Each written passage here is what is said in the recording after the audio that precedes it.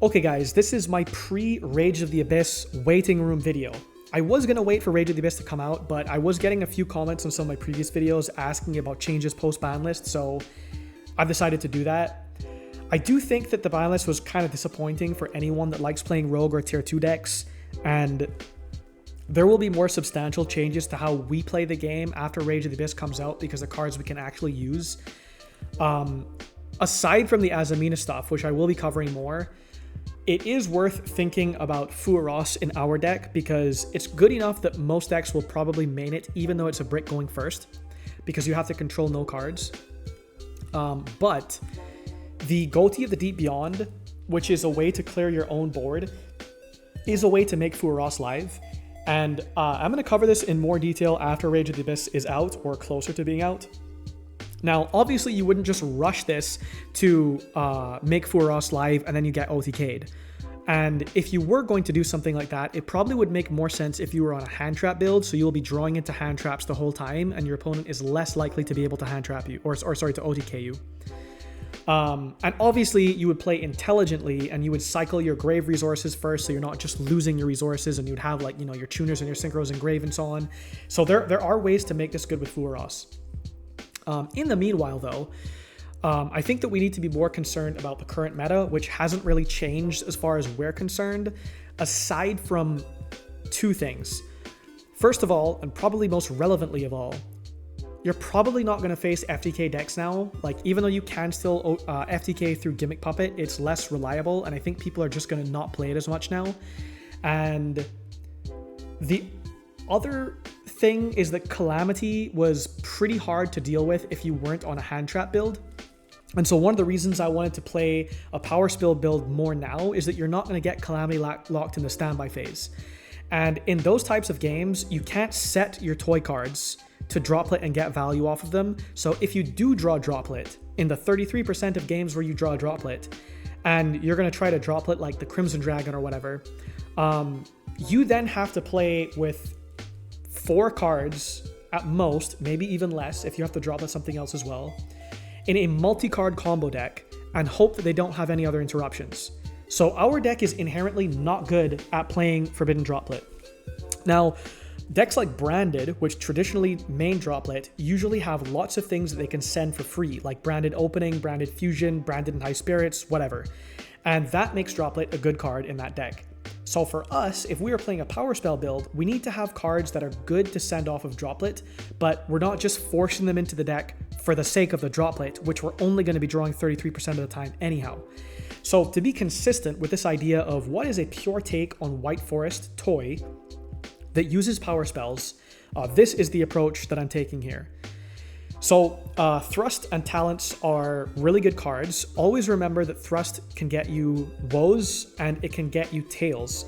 If you are going first and they don't control a monster, so you have to set the card off of Thrust, as long as you send the Tails off of a White Forest card and it resets itself, it's now a new card and you can in fact use it. So Thrust works very well with our engine. And also you can chain the Droplet to the Thrust and send the Thrust. Same with Talents. The Bestials and Nibiru and Goat are all cards that work relatively well with Droplet. Because if you use a Bestial and you place it on the board, you can send that off of Droplet. Whereas if you Ash or Veiler or Imperm, unless you're Imperming on your turn, you can chain to the Imperm, you are losing a card from your hand that you can no longer Droplet. Or you choose to send the Ash or the Veiler, for example, with Droplet, and then you can't use that card anymore because it's gone. So they're extremely inefficient sends off of Droplet in a deck that needs as many cards in hand as possible to work. Now, Goat can be a Thrust target even if you can only set it if you're going first. It's really good against stuff like Tenpai if you call Chandra, but it's also good in the grave. So this has synergy with what we're trying to do. It's a free send off of all of your White Forest stuff. The Bestials and Nibiru, like I said, once you've resolved them, you can send them off of Droplet, so that's fine. The only card in our non-engine that really doesn't work with how we're trying to build this deck is Veiler, because this is a very low impact card. The reason that I have chosen to include it here is because Nibiru, which was always good, and we can always play under. Like, we love to play under our own Nibiru. You know, you go through your Whitewood's resource cycle for the turn, you know, maybe use Silveria the field, whatever. You don't care if you nib yourself and put this in the grave because it's free. It's the same resource that it was after it resolved on field, where you can shuffle it back with your tuners and bring the tuner out. So you don't care if you nib yourself. You obviously just have to sequence it correctly.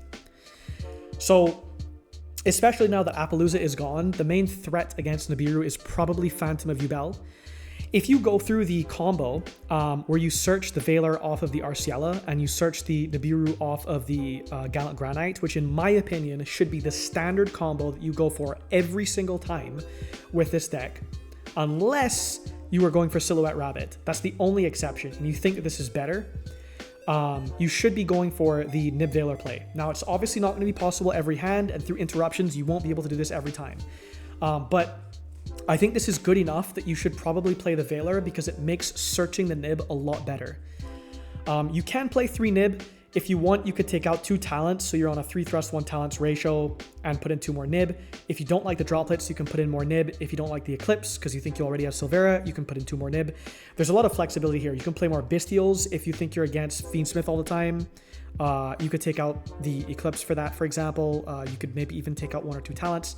So there are lots of options here, but the main idea is how do you make this as flexible as possible game 1 without compromising on bricks? Like, if you're remaining Azirune or Silhouette Trick or both, and you lose the dice roll and you go second, these cards are bricks, again, in a deck that needs multiple cards in hand to be able to play, and it's not as good at playing through stuff as the best decks are. So I feel like it's just not a risk worth taking. The same could be said for the really strong non-engine cards that are only good going second, like Evenly Matched. Dark Ruler is less bad than Evenly Matched in terms of drawing it when you don't want to draw it, because you can still use it later on in the duel, but that's not efficient. However, those cards are strong enough and they are combinable with Thrust to where I think that you must side deck them. Now, one of the main advantages of playing a deck like this is that the siding patterns become a lot easier. For example, imagine that you're going first. You want to take out the less optimal cards, like Droplet, and you can put in cards that you can search off of Thrust, like the Dimensional Barrier or the Eradicator Epidemic Virus. So you have to attribute a Dark Monster 2500 or more attack for this. And Chaos Angel and Draco Berserker are pretty easy to make in this deck.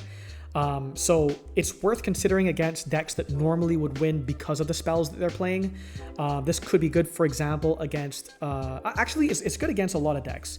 So obviously it has like a decent cost. And if you were to make Draco Berserker, you'd probably want to resolve the effect first, unless you think you need to shotgun Eradicator. But anyhow, these are just giving you options, basically. That's the point. Skill Drain is a card that does have some value if you go second, but it does require for you to not just like immediately lose that turn or get blown out. So I'm opting to put this in the side for now. Harpy's Feather Duster is in here because it's a thrust target and it is more flexible than Lightning Storm, but you can also put Lightning Storm in your side if you need what Lightning Storm does more than other stuff. Now, Rafflesia is a card that I think has a lot of merit if you're going first. I made a video on how to play around Droll with this deck, and Rafflesia facilitates that because of Gravedigger's Trap Hole. However, I don't want to main Gravediggers or Time Space or both of them because I don't want to draw them going second. So I feel like these are, again, cards that are just like really solid if you're siding stuff out. So Droplet is usually the first thing that comes out if I'm going first because I put in stuff that's more efficient. And Eclipse is also a pretty easy side out. So this is probably like the least relevant card, I would say, in the main deck is the Eclipse.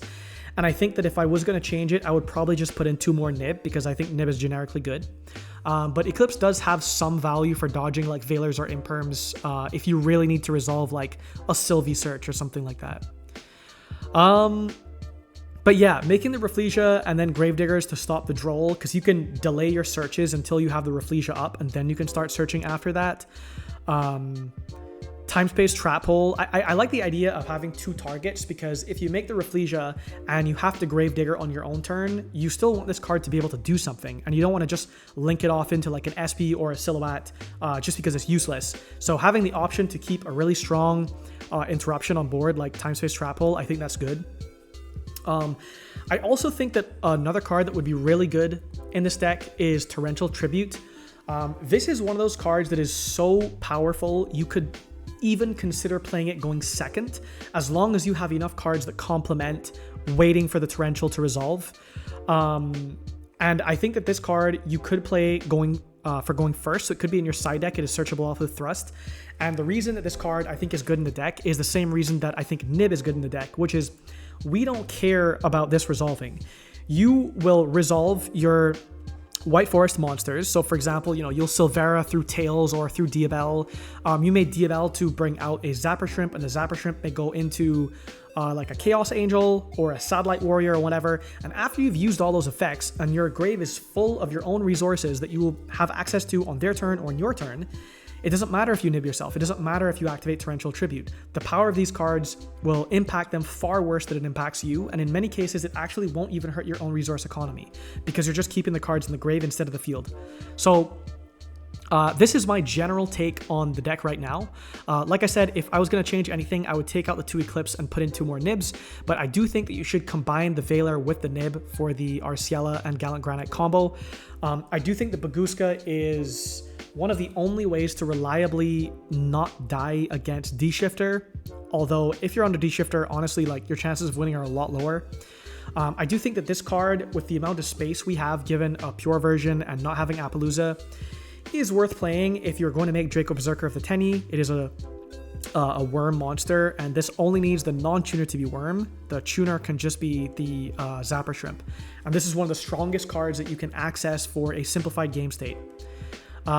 So that's my Rage of the Abyss waiting room video, subject to change. Let me know if you have any feedback or if there are any things that you would change. And I'll see you shortly with Rage of the Abyss videos. Thanks for watching.